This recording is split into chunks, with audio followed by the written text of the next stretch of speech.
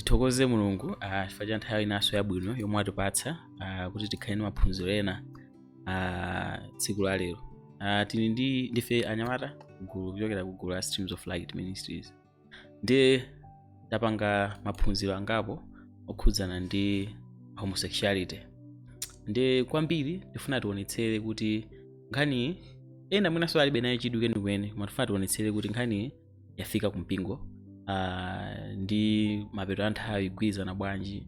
Ndi tifuna tionenso ndi mipingo ina kuti zinthuzi kwenikweni zinayenda bwanji. Tifufuze kuchokera pambuyo kutenga ndi mbiri ya dziko tionenso kuti tipitira nayo bwanji. Ndiye muli ndi ine tsiku la lero brother Chisomo ndi achimwene anga Yoda Yohane. Era chimwene. Somo mambiri. Iyi ndi video yathu yoyambirira. Tikufuna tikambe zimene zatigwera kuba SDA Church. Yes. Unono nkhani nthakukuza nana kuti no siku Bangwe SDA Church. Part 2 tiona Lutheran Church. Tiona so SDA Church worldwide.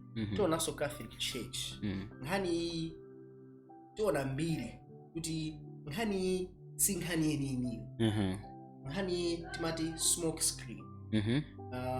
Nkhondo masoja zama yasamoto. Ndio maruka chiusi. Chiusi chikama kuoneka anthu ena adani awo samaona. Ndio amatha kubusa pa smoke screen mata kuti no usuja waphimba. So nkhani yophimba.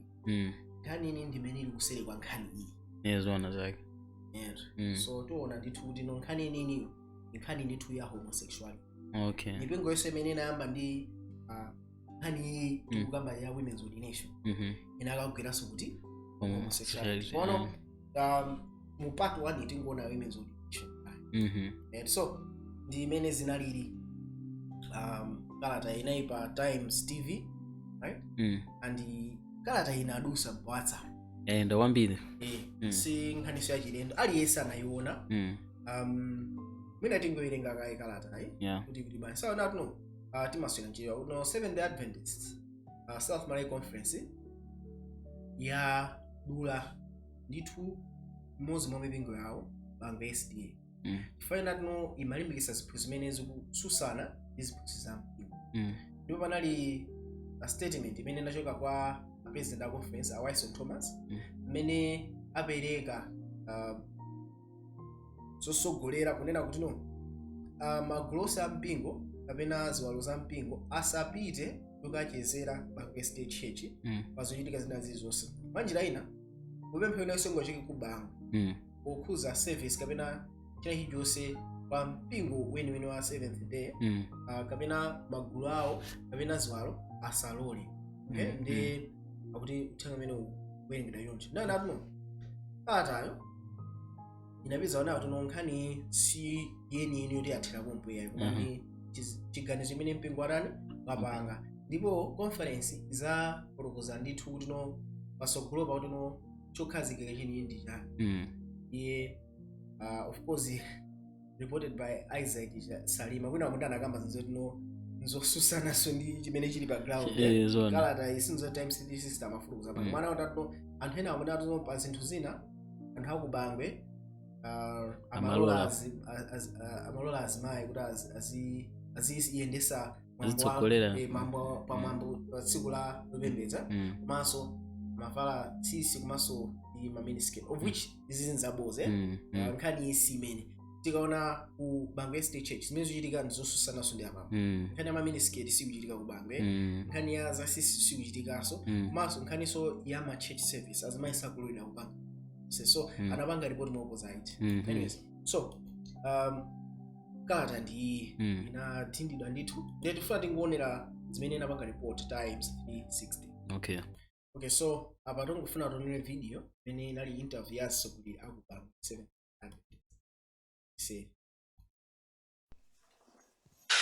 Kristo mpingo wa Bangwe Seventh Day Adventist mu mzinda wa Blantyre anenetsa kuti samvera zimene atsogoleri awo kwauza. Iwo atazichita zonse motsatira zimene mawu a Mulungu amanena. Masiku apitawa nthambi ya mpingo wa Seventh Day Adventist mchigawo chakumwera inalemba kalata yonena kuti mpingo usulinso pansi pake kamba kakuti sukumatsatira chiphunzitso chake. Isaac Salima aitisa mbiri. so nkhani yaikulu so kenaka ja khangati kamapanga trend pa WhatsApp kenaka tinaoneka ka times 360 so ndiuza kuti ndi times 360 yeniyeni ya official kapena papo timakhala mapepe jena fake anthu ena mangolemba so komano yo ndi Isaac Salimani akuyankhula pa cha pakanema so mafuna longa contrast so nkhani ndi yaikulu kwambiri dziko lapansi kuyang'ana aliyense afuna nkhani ikuti bwana ani nkhani ndi yaikulu kuposa amene anthu akuganizira right and ndipitizeni ata imene akuluakulu a mpingo adalembera kachisi wa Bangwe imene adasanira ndi mtsogoleri wake Wilson Thomas idadziwitsa mamembala a mpingo kuti asiye kumachita mgwirizano ndi mpingo wa Bangwe. Mwazifukwa zina zimene conference sikukondwa ndi mpingo wa Bangwe ndi chifukwa chakuti mpingo wa Bangwewu umagwiritsa ntchito chizindikiro cha mpingowu chakale chimene adajambulapo angelo atatu. Mpingo wa Bangwe akutinso sumalola akazi kumatsogolera chipembedzo, asamakonze mutumwa womonjeza monga kumakhala ndi tsitsi lopotana, komanso asamavale zovala zifupizifupi. Azimayi kuyamba kulalikira pa mpingo wa Bangwe Church sizingatheke mpaka Yesu Khristu. Amen. Koma akuluakulu a mpingo wa Bangwe ati sadalandire kalata imene akuluakulu awowa adalembera iwowa, ndipo iwo akhala kumangoiona kudzera m'masamba a mchezo. Mmodzi wa akuluakulu pa mpingowu a Amos Kuyipa adati iwo sakugwedezeka ndi nkhaniyi ponena kuti maso awo ali kwa Mulungu ndipo akutsatira zimene Baibulo limanena. Sitili pansi pa atsogoleri athu mukamba kwawo social media ikutero koma ife tikulimbikitsa Khristu kuti olo tisali pansi pa iwowo atikana kuti sitili pansi pa iwowo fa kutikana chomodera kunena moona koma ife tili pansi pa Mulungu. Amen. Ndiyoti anakati akuti sitili pansi pa Yesu Khristu anthu anakachita mantha kwambiri komano akuti sitili pansi pa iwowo ngati kholo mwanjirena tili padera koma ife tidali Yesu Khristu akhale kuyambira tsopano ngati zimene zakukambazo zikuyenda mu social mediazo silizoona kuti apangira Bangwe kusintha malamulo amene sakuvomera akuluakulu athu ngati kuchotsa logo iyi azimayi kuyamba kulalikira pa mpingo wa Bangwe Church sizingatheke mpaka Yesu Khristu. Amen. Akasiku oyamba kuti mpingo wa Bangwe usemphane maganizo ndi akuluakulu ake malinga ndi kuti akuluakuluwa mchaka cha 2018 adanenanso kuti mpingowu suli pansi pa chigawochi.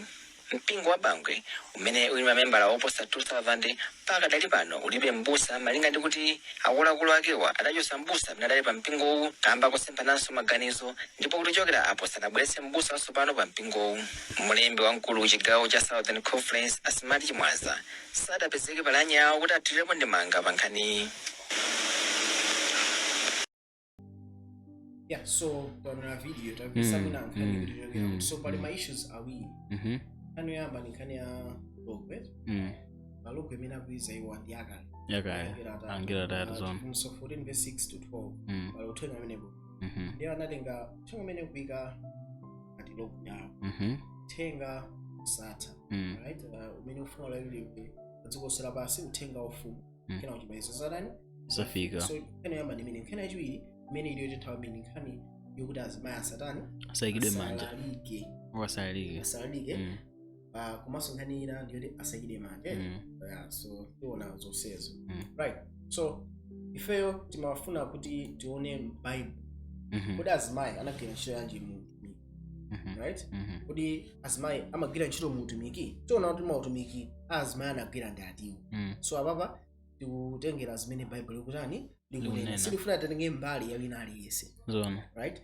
so tiwerenga pa Oweruza 4 verse 4 tijani verse 4 ndipo Debora mneneri wamkazi ndiye mkazi wace wa Lapidoti anaweruza Israeli mnyengo ija. So nthawi imeneyi kuyambira nthawi ya Mose kufika nthawi ya Samuel kufika sanasankhe Saulo kukhala mtsogoleri mfumu nthawi amene amasogolera amakhala otchedwa otani oweruza so mzimayi anakhala oweruza komanso mzimayi amene analinso ndani neneri fonso nkumati neneri amayankhula kwa anthu amayankhula kwa anthu so Debora amatha kuyankhula zimene Mulungu atani amutuma ngati mneneri 1 komanso amaweruza monga ngati ndani oweruza so Mulungu sakuwasiya azimayi panja ngakhale aneneri amakhalanso andani achikazi achizimayi. Zona. So icho chimene timafuna tiyambe nacho. Now tiye tioneni mfundo zina.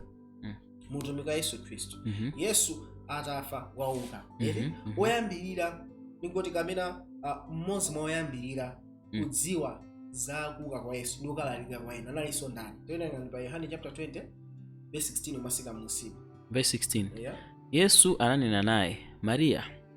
Iyeyu mene anacheuka ananena ndi iye mchihebere, Raboni, chimene chinenedwa mphunzitsi. Yesu ananena naye, usandikhudze, pakuti sindinatha kukwera kwa Atate, koma pita kwa abale anga ukati kwa iwo, ndikwera kunka kwa Atate wanga ndi Atate wanu, ndi Mulungu wanga ndi Mulungu wanu. Mariya wa Magadala anapita nalalikira kwa akuphunzirawo kuti ndaona Ambuye ndi kuti anena izi kwa iye. Yesu aonekera kwa akuphunzira, Tomasi palibe.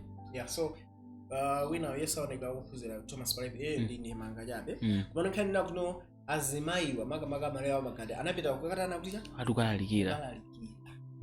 Right? Akalalika kwa ndani? Ophunzira. Ophunzira ona ndani? Azimambo kapena azimayi? Azibambo. So but Yesu audia pemene pala awiri atatu inenso ndi pale. Pamenepo. So azimayiwa apita kukalalika asanalalike. Akalalikira. Kwa anthu amene tanatino akupanga fumu mpingo akandani. Right? So azimayiwa anakalalika. Right? So mu utumiki azimayi atautani? Atawalalikira. Straightforward. Ready? Okay. Taona so ni Paulo. Aroma chapter 16 verse 1 mpaka usika mpaka na 4 auti yani. Verse 1. Yeah. Ndipereka kwa inu Febe, mlongo wathu, ndiye mtumiki wamkazi wa mpingo wa Ambuye waku Kenkreya. Kuti mumlandire iye mwa Ambuye monga kuyenera oyera mtima, ndi kuti mumthandize mzinthu zilizonse adzafuna kwa inu, pakuti iye yekha anali wosungira ambiri ndi ine ndemwe. Mulankhule Priska ndi Akula, antchito anzanga mu Khristu Yesu, amene anapereka khosi lawo chifukwa cha moyo wanga, amene ndiwayamika si ine ndekha komanso mipingo yonse ya Ambuye kwa anthu a mitundu. So Paulo akulemba kalata ya Roma ndi kumapita akapereka malonje. Ndawo kamba za Febe, koma mufuna kwambiri mulankhule ndi Priska ndi Akula. Okay? Priska anali mzimayi. Amene amuna kanali Akula, osasana amapanga ma tents. Ona? Ndi amayenda motopika limodzi ndi ndani? Ndi Paulo. Right? Na nafuna ningokuonesa nakuno. Apa Paulo achula yani? Azimayi. So mutumiki wa Paulo azimayi analofunika kwambiri. Tikolenga makalata ena ake ena. Naso achina Timoteyo, right? Anthu amene anayengata chinyamata amene amatumika pamodzi ndi ndani? Ndi Paulo. Right? So tioneni kuna amene pa Machitidwe chapter 1 verse 13 mpaka 15. Tabe tione azimayi mutumiki pakuti chantatiwe. Verse 13. Ndipo pamene adalowa anakwera ku chipinda chapamwamba, kumene anali kukhalako. Ndiwo Petro ndi Yohane ndi Yakobo ndi Andreya, Filipo ndi Tomasi, Bartolomeyu ndi Mateyu, Yakobo mwana wa Alifeyu, ndi Simoni Zelote ndi Yuda mwana wa Yakobo. Iwo onse anali kukangalika nkupemphera pamodzi ndi akazi, ndi Mariya amayi wa Yesu ndi abale ake omwe. Ndipo m'masiku awa anayimirira Petro pakati pa abale nati, gulu la anthu losonkhana pamalo pomwe ndilo ngati 120. So tikamakamba za utumiki wa Yesu mu chipinda chapamwamba, munali akazi kapena munalibe akazi? Analimo pamodzi ndi ophunzira ake andani a Yesu. So nkhani ya utumiki, nkhani ya upemphera, right? Intercession, kuti no prayer band, azimayi afunika Khristu pati pamene popo. So ndimangufuna na kuno tikamati nthawi zina azimayi ayi pali ya utumiki kungoduliratu timatha kupita ndithu mwina ku extreme ina, eti even tuno pemphero osapasa somwina yani azimayi ndimangofotokoza in general. Okay, right? So tendipitirizeni Machitidwe chapter 2 verse 4. Verse 4. Yeah. Ndipo anadzazidwa onse ndi Mzimu Woyera, nayamba kulankhula ndi malilime ena monga Mzimu anawalankhulitsa. Koma anali mu Yerusalemu okhalako Ayuda, amuna opembedza ochokera ku mtundu uliwonse pansi pa thambo. Okay, now apa akuzazidwa ndi Mzimu ena. Azimayi sali mmene? Ndekuti ali pamenepo. Azibambo sali mmene? Ali pamenepo. Komano anthu akututumuka kuti aliyense akwamva iwo akulankhula chiyankhulo chimene anachoka. Azimayi aliso pati pamene papa akulalika mayankhulidwe ena amene osanaphunzirire mklasi koma anthu akumva uthenga wa Mulungu anthu mpaka anatembenuka anthu angati 3000 muna azimayi munaiso achani azibambo utumiki ukuchitika azimayi sali pati pamenepo alipompo nomfuna ngosindika chinthu imenecho right 10%. Okay, kodi akumati Priscilla ndi Aquila amagwira ntchito yanji? Tiona ni Machitidwe chapter 18 verse 18 tili mpaka za 26 mpaka na 28 nganati ya verse 18. Yeah. Paulo atakhala chikhalire masiku ambiri anatsanzika abale nachoka pamenepo napita mngalawa ku Suria pamodzi naye Priskila ndi Akula.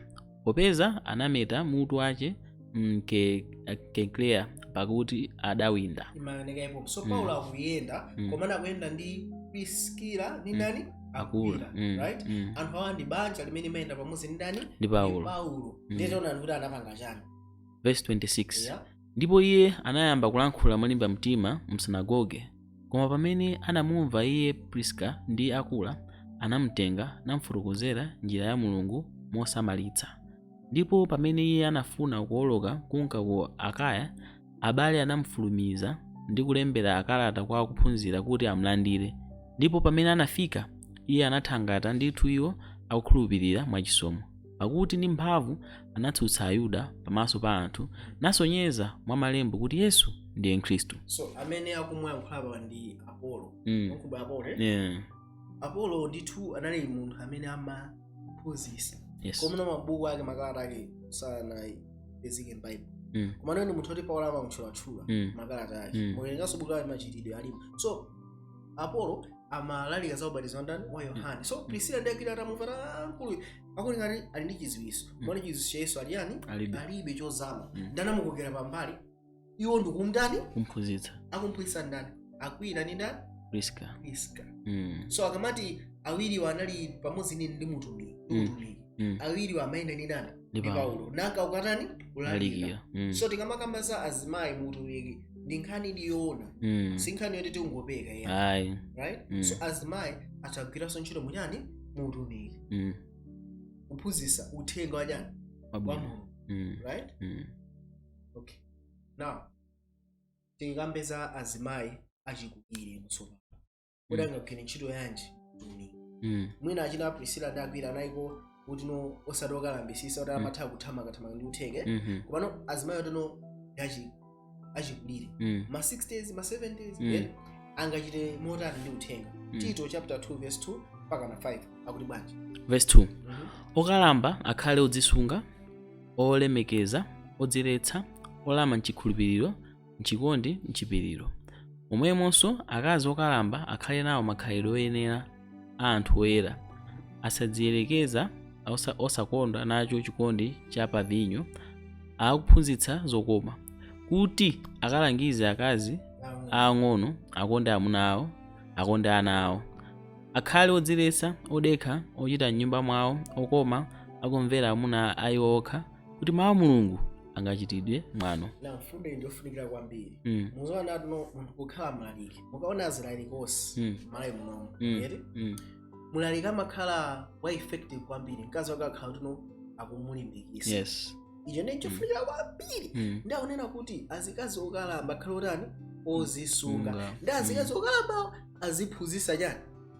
Asikana achichepere kapena azimayi amene akwatira kumene kapena azimayi otinso ndiachicheperebe sanafike pa msinkhu oti tingati ndi okalamba. Maona? So azimayi okalamba ali ndi utumiki waukulu woti azikatha kuphunzitsa mabanja a azimayi amene akwatira kumene. Yes. Kuti azikalemekeza chani? Amuna awo. One. Kulinso azikatha kulera ana awo. So iyo ndi women's ministry. Pali utumiki waukulu umene timatha kunyozera ndi olera ana. Ndofunikira kwambiri. Fatino tikaona zigawenga zonse zili mtano. Kuona tuno kuti muzikoke muona ana zino anachokera mabanja osweka. Bambo anachokapo. Kapena kuti no makolo awo anatani osanasi. Yes. So azimayi ali ndi uthenga waukulu kwambiri. Andi tikamangamba za azilali akuluakulu. Muona nati no pa nthani yake anali kusochera. Amene anapempherera kwambiri anali azimayi. Right? So uthenga huu pali utumiki waukulu wa azimayi otatha kupanga. Right? Now, tunafuna ntibwere ku nkhani yathu tsopano. tikamakamba za ordination tukamba zoyikidwa manja right tikamakamba za oyikidwa manja imafuna kunena kuti munthu amene ayikidwa manja ndiye aziyankhula ndi mphamvu kapena authority now tikamakamba zoyikidwa manja palibepo vesi ndi imodzi imene makamba zoti nozimaya nayidewo zona palibe zero palibe letu andi nkhani yoyikidwa manja ndi nkhani ya male headship. Yes. Pali chifukwa chachikulu chimene titachione right andidakhala khristu onse nkhani yakuizwa bwezita tisangalasa kwambiri chifukwa tino nkhani imeneyi satana walolerapo ndikuyitchola ndipo chifukwa chotchinga chachoka ina kusiku zepo zingotani zingolowa so kuyikidwa manja ni nkhani imene imachitidwa pa amuna koma sizoti amuna onse yayi panayi ndi two qualities amene amafunika. Yes. Mamuna amene akayikidwa manja ndiye aziyankhula ndi chani ndi mphamvu right tiona kuti mphamvu zimene zithando ziyani of which zimene sizimapanga apply kwandani kwa azimayi taonakala kuthaura kuphunzitsa azimayi kuphunzitsa ana kuphunzitsanso inde ndithu kulalika za ndani za Yesu azimayi akutha kukhala aneneri right aneneri amayankhula kuti mpingo right komano azimayi sakuyikidwa yani manja kuti akayikide akayankhule ndi mphamvu tiona kuti mphamvu zimene zithando tiyambe tiona tikamakamba za male headship eti usogoleri ukugwera kwa amuna chifukwa chani fani nkhani ndi yayikulu kwambiri tiye tinemenepa male headship choyamba jona Adamu ndi amene anayamba kulengedwa ena ku hafa tikona tukamba za male headship tiyengana Genesis chapter 2 verse 7 ndi 21 ati chani verse 7 ndipo Yehova Mulungu anaumba munthu ndi dothi lapansi nawuzira mpweya wa moyo mphuno mwace munthuyo nakhala wa moyo pokhala pake pa munthu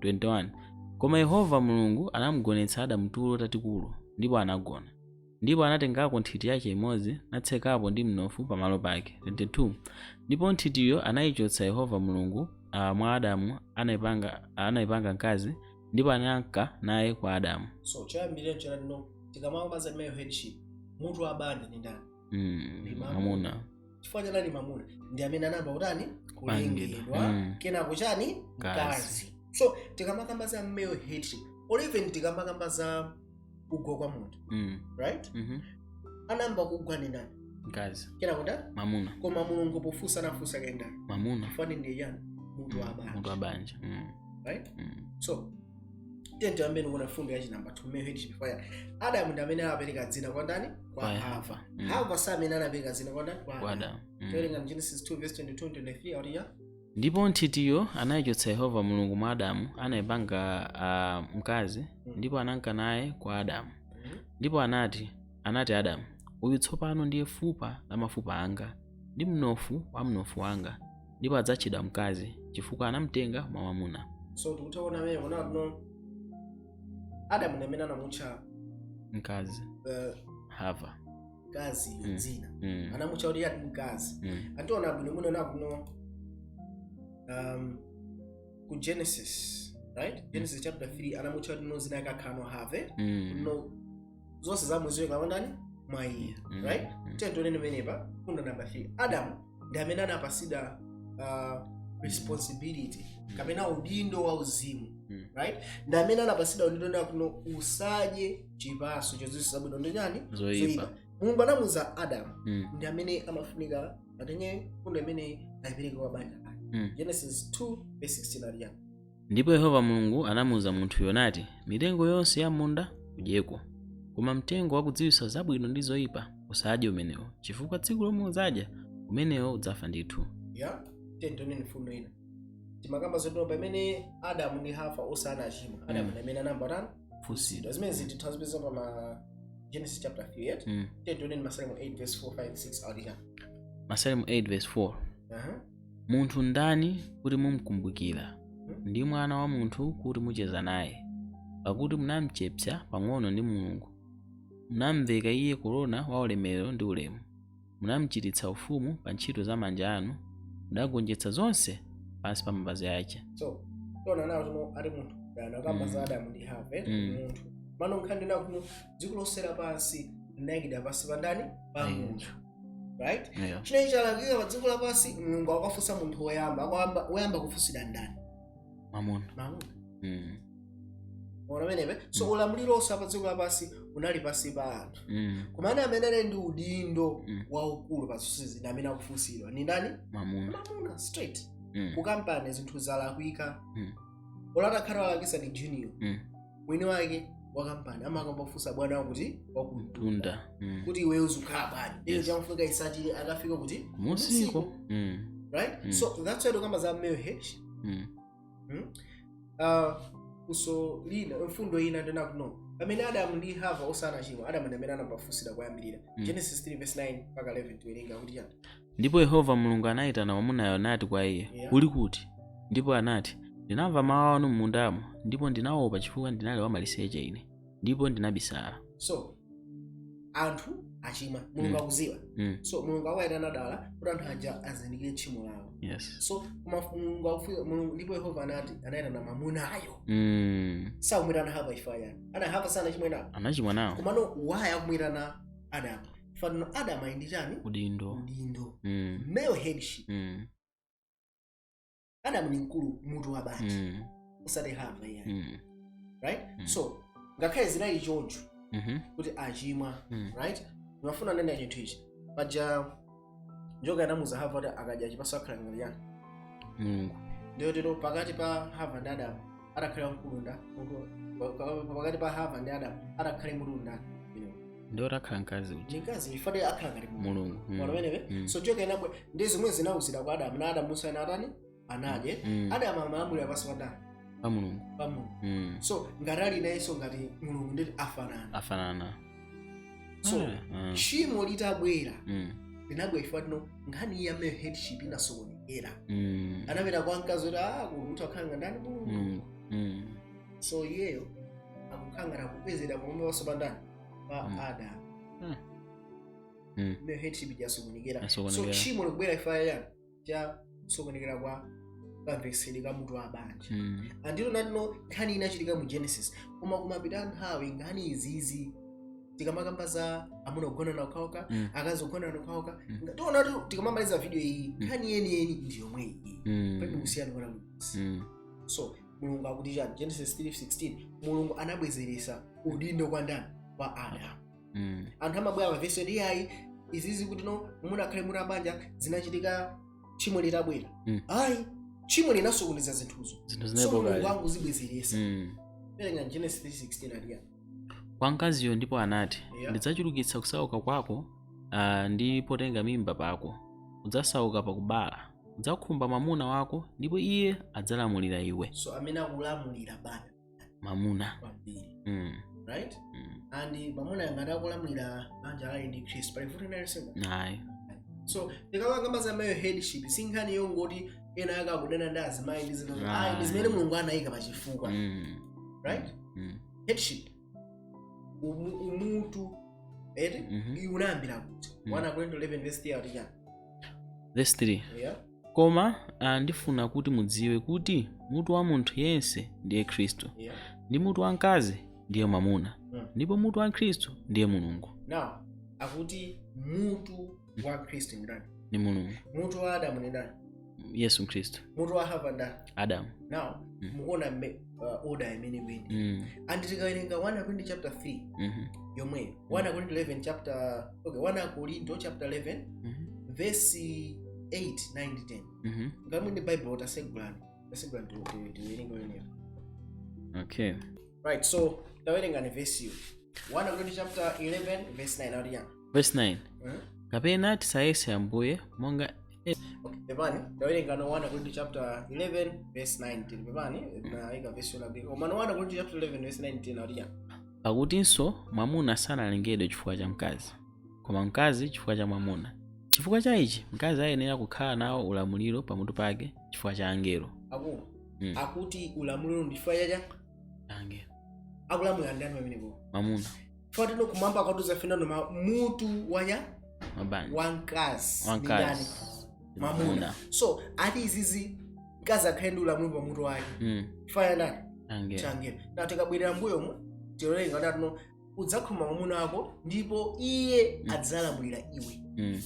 Genesis 6 tikapita uku akuti ulamuliro pamutu pakepa chifukwa ya ndani changelo tiye tibwerere mwambapo ndakuti no kuti mutu wa munthu yesi ndiye ndi Khristu ndi mutu wa mkazi ndiye mamuna ndipo mutu wa Khristu ndiye ndani mulungu now angelo kumwamba pachana ukire anamukira ndani Yesu Khristu now chilengedwe pa dziko lapansi mutu wake ndi ndani Adamu amalamulira pansi pa ndani Yesu Khristu kumwamba mtsogoleri wa angelo sanaendani Yesu Khristu Lucifer koma amalamulira pansi pa ndani pa Yesu Khristu so ngati Lucifer analukira Yesu amawukira ndani amawukira mutu wake zona anawukira mulungu inde mono akuwukira mutu wake mutu wake ni ndani Yesu Khristu head of all creation ni ndani Yes, analenga zonse zinani.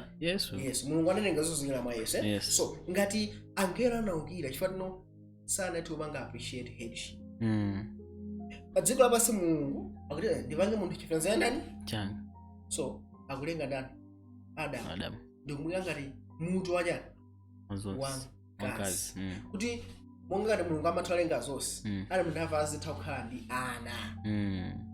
Yeti ndi creation ijezi chuluka zone chozengera zizi uchuluka koma zonse zizimvera ndani Adamu ndani mutu wa anthu osapadziko so nkhani ya headship ndi nkhani ya ikulu ndi nkhani imene inakwamba kuti kumwamba usamvesesa kuti no Yesu mutu wake ndi ndani ndi mulungu ona meneme so tikuthaona no Yesu monga ndi mwana wa Mulungu yeti ali ndi mutu pamutu wake aindula mulungu pamutu wake ndi ndani ndi Atate iyeyo kukhala mwana mulungu kulenga zonse zera mwa iye right iyo ndiye mutu wajani wa chilengedwe chonse chili pansi pa iyeyo Adamu akupanga ngati chifaniziro ndani cha headship imene kukhala pakati pa Atate ndi ndani ndi mwana imene Lucifer anakanika kulandira ulamuliro umene Yesu amapereka kuona nkhani yomwe chokera so nkhani ndi yayikulu nkhani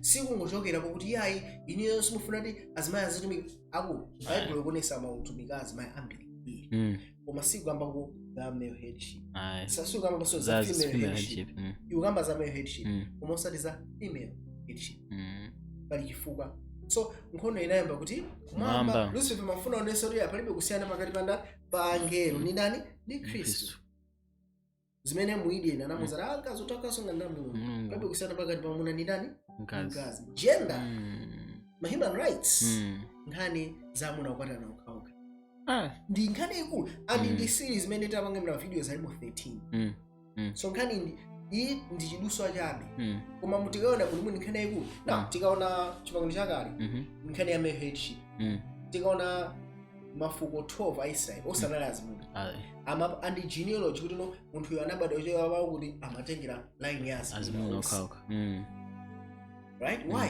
fanya male headship ulamuliro wa banja uli mbali ya ndani ya mama right Chimuso 21 verse 12 akuti chani verse 12 nukhala nalo linga lalikulu ndi lalitali nukhala nawo zipata 12 ndi zipata angelo 12 ndi mawu olembedwapo ndiwo mayina a mafuko 12 a ana a Israeli so ndikamakamba za Yerusalemu asopano akukamba za zimenezi koma akukamba zana kuno ati pali chani mawu olembedwapo ndipo mayina a mafuko 12 ana andani a Israeli ana onseona tuno akukamba za ndani za amuna Israeli amene yakobo anali ndi ana ena achikazi achina Dina koma so sakuwerengedwa fani ndopanda ntchito chifukwa chani oma mkazi chifukwa cha mamuna chifukwa cha ichi kazi enda kukhala ndi ulamuliro pamutu chifukwa cha changelo nkhani nandi mulungu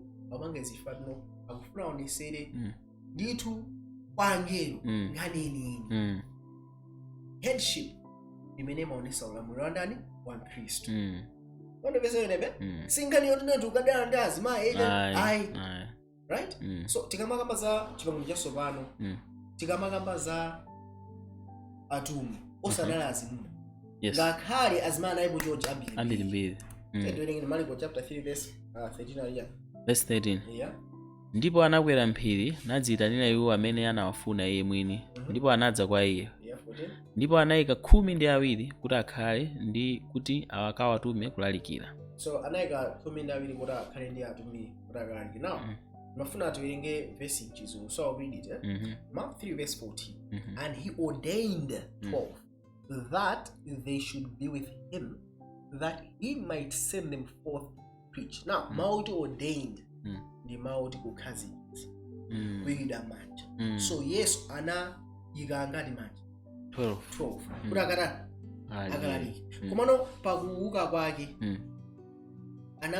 anangomuza azimayi uthenga kuti akalalike. Ona kusiyana kwake azibambo akuyida cha manja. Mono azimayi angoyenda naye angolalikira. Pali kusiyana ukapanga ordeni munthu ali ndi ulamuliro. Chimodzimodzi ulamuliro tiona unatino ulamuliro umene uli pabanja ndi ulamuliro omwe musomakhala manyani mpingo ndani mabanja osokhala pamodzi. So tikamba kusokoneza ordination ndeta kusokoneza mabanja zona alawika ndotino tamba kusokoneza chimene Mulungu amafuna aphunzitse wangiro. Andi ngati chinayambisa mpaka kangano okulu amene ndichitofunikira kwambiri. So anapanga ordain 12 ngakhale azibale ali kwambiri amene amakhala pamodzi. So yes makamaka mu upper room chimene chakumwamba, right? So anapanga ordain kapena koyeka manja kuti akhale ngati atumwi amene amalalika. Now tikamakamba za kuyikira manja naipa mbirimbiri komano panaibepo only zimayi mmodzi anayikira 0, right? So pamene amafuna umlamalo wa Judas mayi aka Yesu analipo. Palikandi diso oposa mayi aka Yesu kudayikire manja alowe malo mwandani mwa Judas. Komano bwanji sanayike manja iwo sizimene okhala nyoti. Machite chapter 1 verse 17 gompa 25-26 ali atenga 17 ali verse 17. Chifukwa anali owerengedwa mwa ife ndipo analandira gawo lake la utumiki alowe malo mwa utumiki ndi utumwi kuchokera komwe Yudasi anapatulika kuti apite ku malo a iye yekha. Ndipo anayesa maere pa iwo ndipo anamgwera Matiya ndipo anawerengedwa pamodzi ndi 11. onjirena anoyi anamira manja Matiya, right? So okay tisange munthu mmodzi Yudasi wagwatsi munthu mmodzi alowe malo mwandani mwa Yudasi amene tinali naye kumapiriro kuti mingo kuyambira ubatizo wandani wa Yesu. So anasankha ndani Matiya. Zimayo ndi mmodzi zipo mwapa rumwe ali mwambirimbiri sanasankha ndi mmodzi. Mayi ake so mayi ake anakhalapo ndi Yesu nthawi ali kuposa so kuzira koma sana asankhe wanya male headship right? So nkhani yoveka bwino mwana azimayi ambirimbiri mwapa rumwe tentoneni za male headship ngati ni nkhani ya madikoni pano kuli chichiwa choti deaconess madikoni amakhala anthu akira manja. Madikoni amakira manja. Now if kukhala deaconess ndifani lero tikamaona mali kuno kusamayika manja so tikamaona mazidikoni amafunika amike chani manja. Right? Of course nama kwenda madera ena osiyana kupeza no first aid okazi mai zimene yesu manuda bwisora akulu anthu akuwerenga Bible ndipo zodabwisa and head deacon, right? So tiyendonene Machitidwe chapter 6 verse 5 mpaka na 8 aticha verse 5.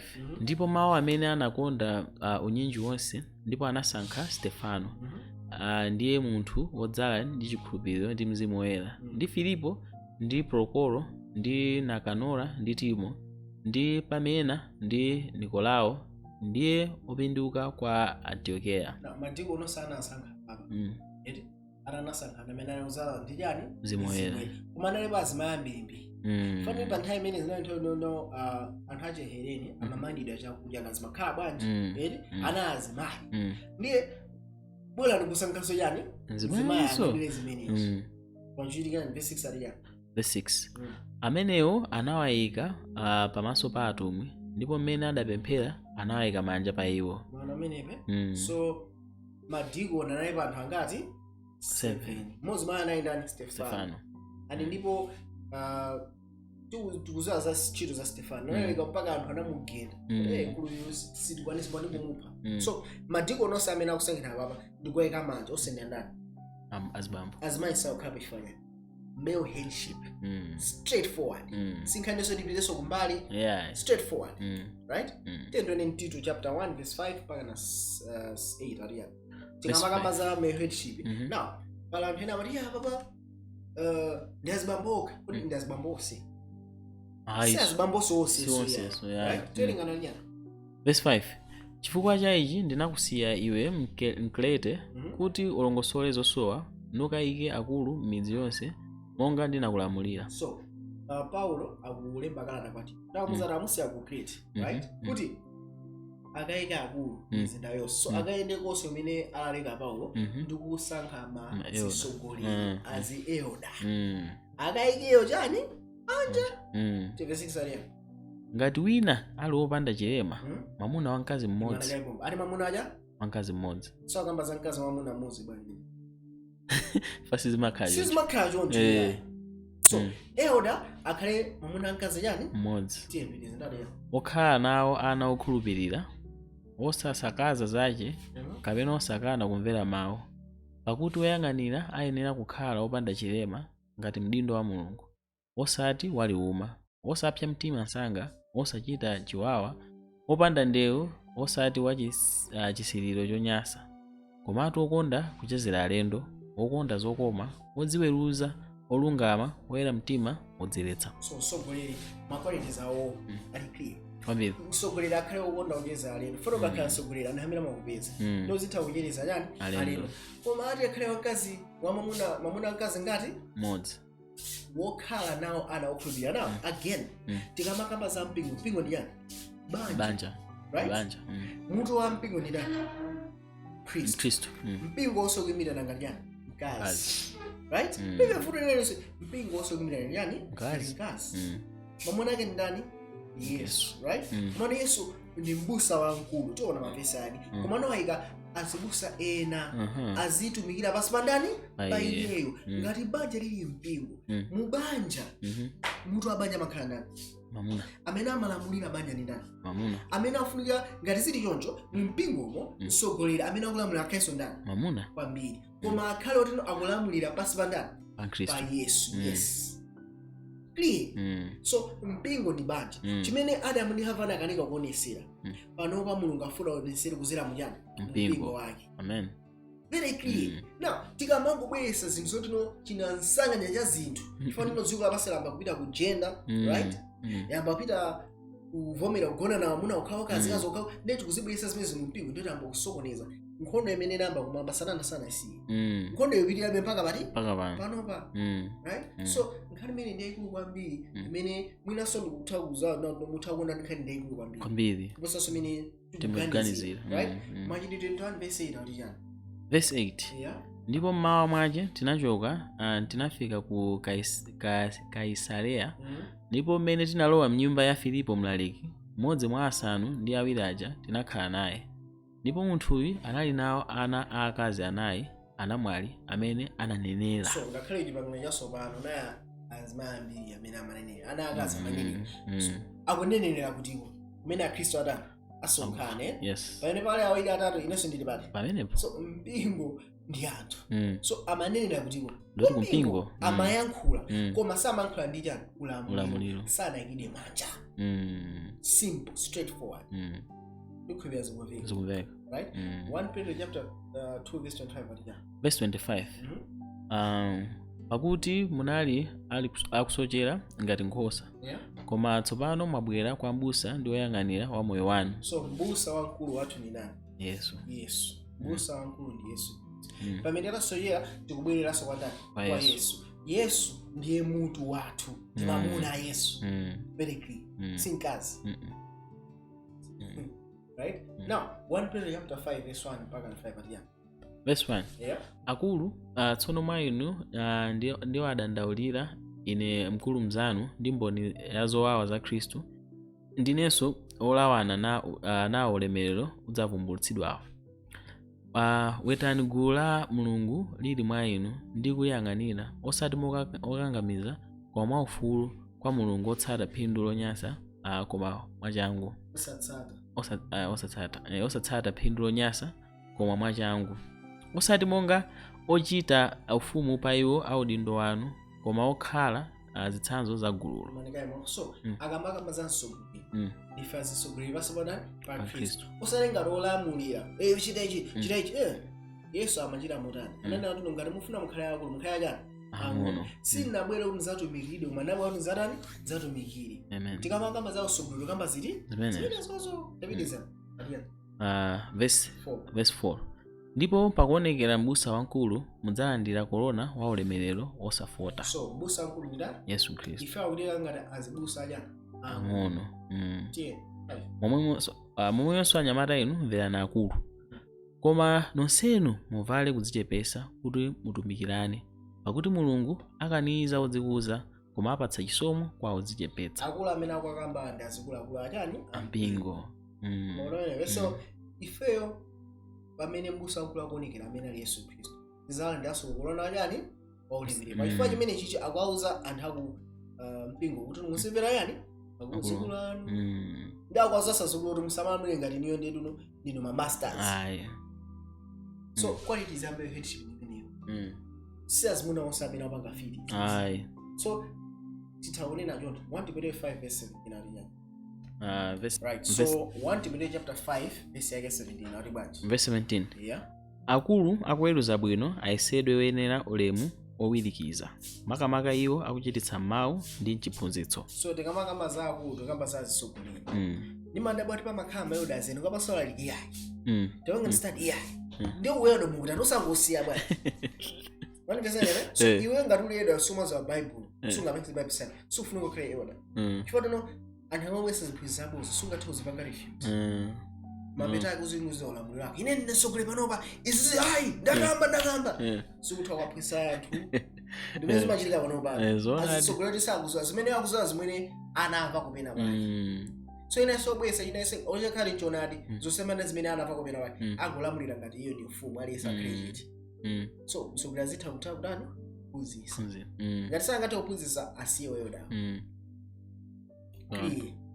koma zinsi zimachitika lero Eoda amkhala ndi gaimoto ampasa Eoda malena zimakhala yonse kuti atazikalika wene ndimasangana alibe gaimoto ndino azilifuta gereni transport yangu azikwera bus nefero mmene wavuliramo so kulota alibe gaimoto zifuta mone. So zimene ndikamba zene zimene zichitika mipingo right. So tikamakamba za azimayi amakamba kuno akhale chete kuti ukhala chete kwa azimayi ndi kuti tonanati Yesu atanguka nawo azimayi akaliki tonanso aziphunzitse azimayi amene akuphunzitsa azimayi yani ang'ono. Priscilla sanadani anaphunzitsa tonanso kuliso aneneri achizimayi which kunenera kuchitirawo pakati pa gulu la ndani agulu la Khristu kapena mpingo. So akamati azimayi asayankhule akhale chete pakaneke.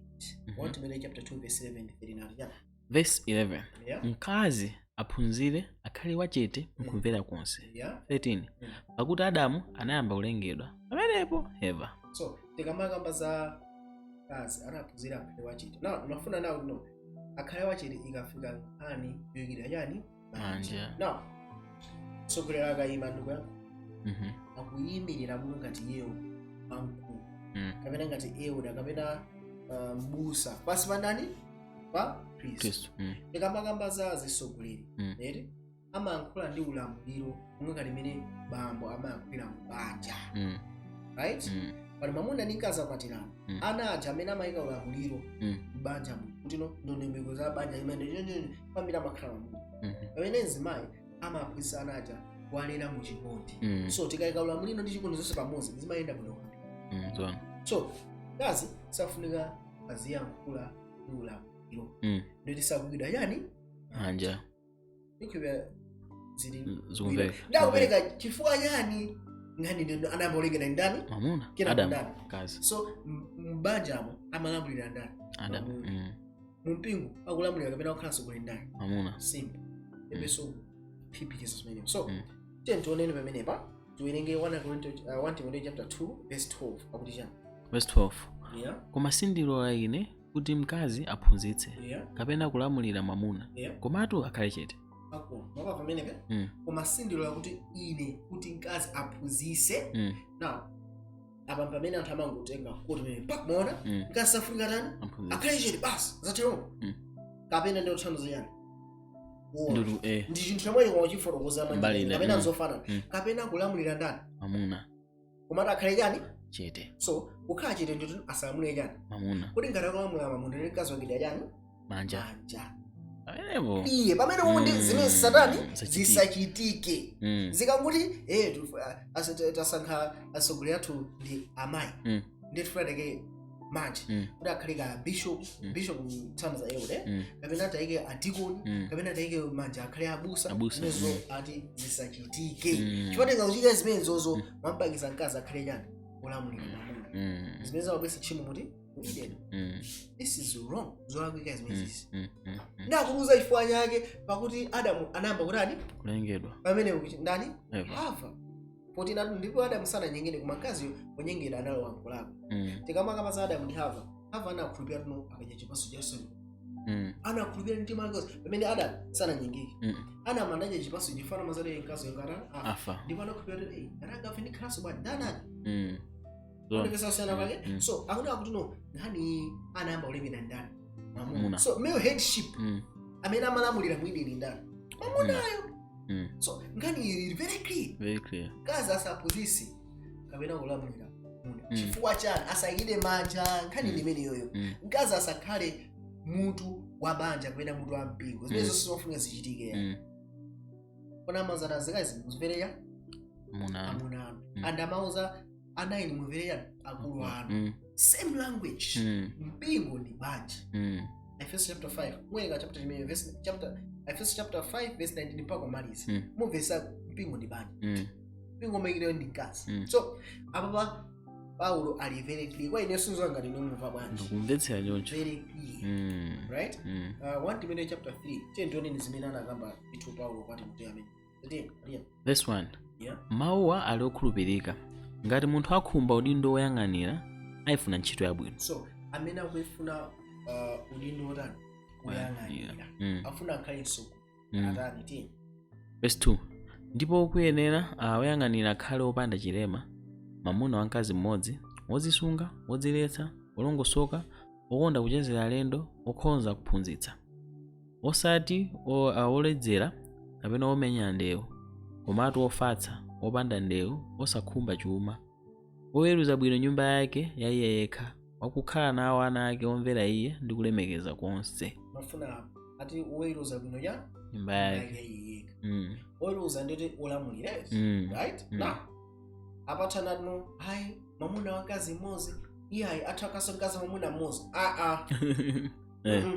apa chitaona oweruza bwino ya nyumba yake tendi bweni Bible amene amaweruza nyumba yake amene amalamula bwino ndani mamuna basi simple clear straightforward sawa kamba kuza women's ordination female headship libe right Genesis 16 aliyan amene amalamulira nyumba yake ndani kwa mkaziyo ndipo anati ndizachulukitsa kusauka kwako ndipo tenga mimba pako udzasauka pakubala udzakhomba mamuna wako ndipo iye adzalamulira iwe so amene akulamulira kazi ndani mamuna ara azikazi ndani ya munanu amuna ene kwenda ndani akazi wanu so mamuna amamva bwino ulamulira ku kamayi kona koza azikazi afere nyani amunawo pamene mkazi amamva bwino akamakondedwa ulamulira ku mayinacho ndakuti amuna ene kwenda ndani akazi wanu Khani ndipeneyo andibe chita alisi chakhazikika alisi ndipanga mesi ndi mamuna wina kupanga mesi ndi mkazi pingoenda bwino banja lenda sonyani enda bwino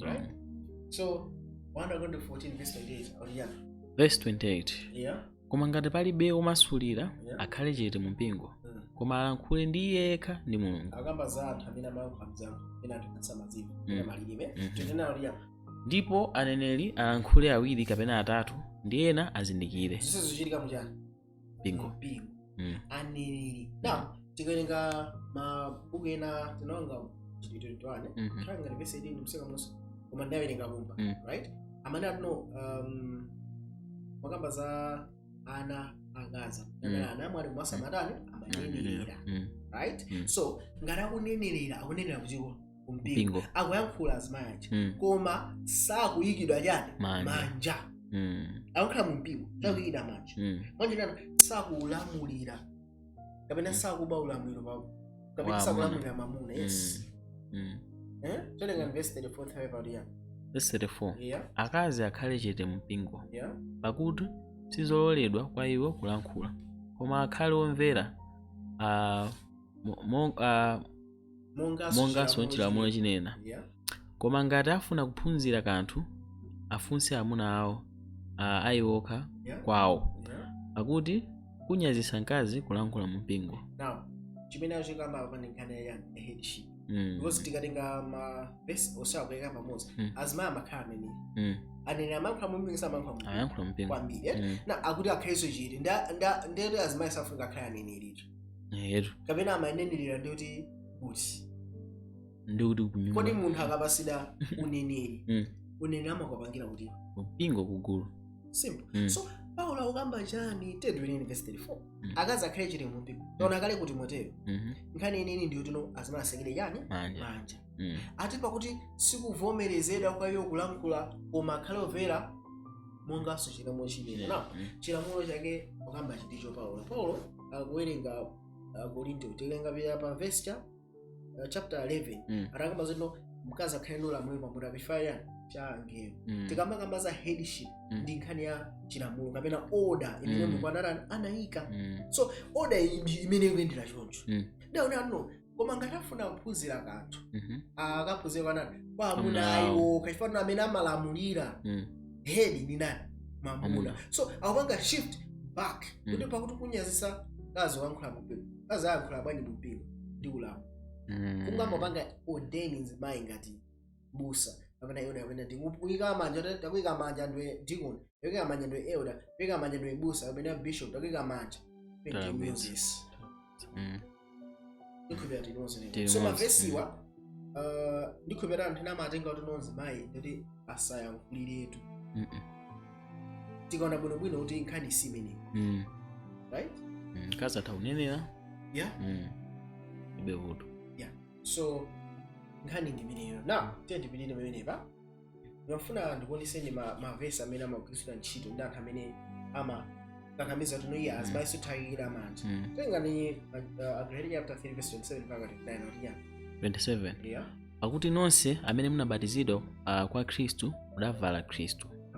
Muno mulibe Myuda kapena Mhelene, muno mulibe kapolo kapena mfulu, muno mulibe mwamuna ndi mkazi, pakuti muli nonse mmodzi mwa Khristu Yesu. Koma ngati muli a Khristu muli mbewu ya Abrahamu, nyumba monga malonjezano. Now, verse iyi ndimene iliyo koma kwa. Atulibe Ayuda, kulibe Ahelene, kulibe mwamuna kulibe mkazi. Ikukamba za chipulumutso. Si kukamba zoyikida manja. Ayi. So anthu amene timaona kulibe mwamuna ndizo zinatha. Yesu anazithetsa bwanji Yesu. Pakuti Yesu Matthew chapter 9 kuno pachiyambipo Mulungu anayika mwamuna ndi nani? Ndi mkazi. Right? Chipulumutso si kuti ine ndimakhalabe mwamuna ndikapulumutsa. So anthu eti ayi amauza verse now. Tikangoleka verse kuti tulibe mwamuna kapena mkazi titakuyika manja ena aliyense. Uzazimene chitika nchani next? Anthu amene amapanga support homosexuality tiona mbiri ya Lutheran Church ndi Adventist ndi Roman Catholic. Fana Roman Catholics pano even pali spark ndithu yayikulu imene ichitika amene. Right? Papa anayankhula kumano aena anachitenga makonzeva kuti iya wasemba khala yani mwamuna yekha. Right? So tikangoyamba kusintha kankhendekathu makamaka verse iyi tikangamba nati ayi tithakika manja ngakhale mkazi amwera panga open sinje eziphuzo zakuza kuti tikangotero nditino abweraso pompa verse yake ndiyo mweyi. Azilalitona azilalika ngati achina titi jex. Right? Azilika otchuka ambiri amaba verse yomweyi pabe mwamuna pale yani mkazi ndoti ngazi choncho kazi athu akwanira yani mkazi zake mwamuna so yani mwamuna zake nkhani verse yake ndiyo mweyi amayuza palibenso verse lina ya andi zikatero nditino tamabweresa nyasi zonse muti mpingo. Mwene verse imene ukhalire. So nkhani kuitsekerato pakamwa ichoncho. Right? Koma nkhani isichokera pompa ichokera kuti ndamba. Right? Now mafuna tiwerenge portal ya Sunday 8 ya mpingo so 7th day. Right? Inali the wonder of Jesus chodabwisa ya Yesu. Inali adult Sabbath school Bible study guide second quarter to Sunday 8 amene anayilemba ndi Roy Adams. Now ndimafuna kuti verse chichokera kutiko. Now akuwerenga tino taganizirani kuti amene takhala tikumuzwa ngati Mulungu, amene ali Atate anabwera kuzatifera ife, ndipo amene tamuzwa ngati Yesu anakhalanso kuti kumwamba. Apa tingoyankhula monga ngati mmene ngakhale anthu tapitiza mfundo akanati no palibe chimene chidakasintha, koma tidakamutha kumuyitana wina aliyense mongati dzina limene timayitana anthu panopa. Ili ndimene timakamba zokuti no kufanana pa umulungu. Kuona mochokera Khani kuchokera kutiko, Khani kuchokera kuti no palibe kusiyana pakati pa Atate ndi Mwana. Now titenge Bible lokha, mutu wa Yesu ni ndani? Ndi Atate. Clear. Right? Mutu wa Hava ni ndani? Adam. Why? Chifukwa changelo. Tinomozene so tikangoti tamba kubwereza chiphunzitso chimene cha utatu wa Mulungu. I tell you that no makhali masokoneza male headship. For male headship ibe komwe kuyambira. Kuyambira pa Atate ni ndani? Ndi Mwana. One. Fatino Yesu ndi mwana wa ndani? Wa Mulungu. Right? Adam ndi amene anayamba kukhalapo, kena kuhava nacho kwa ndani? Mwa Adam. Tunozene Atate ali ndi mwana obada yekha, zinake ndi nani? Yesu. Fatino ndi ali ndi Mulungu ndi Mulungu. Mwana so akhaso ndi ani? Ndi Mulungu. Pachifukwa chimene icho Mulungu ndi mutu wa ndani? Wa Yesu amene ali. So ungochosa zimenezo zombeta sokonza njira ili chonse. Ndeta process zimenezo ndite bwa ku Genesis ti process zimenezo. Ndoto palibe kusiyana kwa ndani kwa Adamu ndi Hava. So gule atokhala mkazi mwamuna mmozi. Titakwika no manja azimayi. Tikangoteno ndeli basi. Ma homosexuals alonso kuti mpingo. Adi Lutheran Church ndio tuona part 2 tuona mpingo Lutheran Church wenda ma step omwe ndi ukamba. Kana manduta ro Mulungu kena women's ordination kena panoba sexuals priests ndokamba ani mipingo ambiri tona so new apostolic church mipingo ambiri agalukana chifanya Khaniti women's ordination fana amazi ono tikangolowesa izizi zineso zikula zikubwera iyi ndi smoke screen sinkhani yeni Khani yeni ndi izozo zikubwerazo right wena ni telepompa. Aya tathokoza chifukwa cha part 1 imene ya maphunziro amenewa. Mukhale pomwepo pamene tikupitiriza ndi maphunziro ena. Zikomo Mulungu akudalitseni.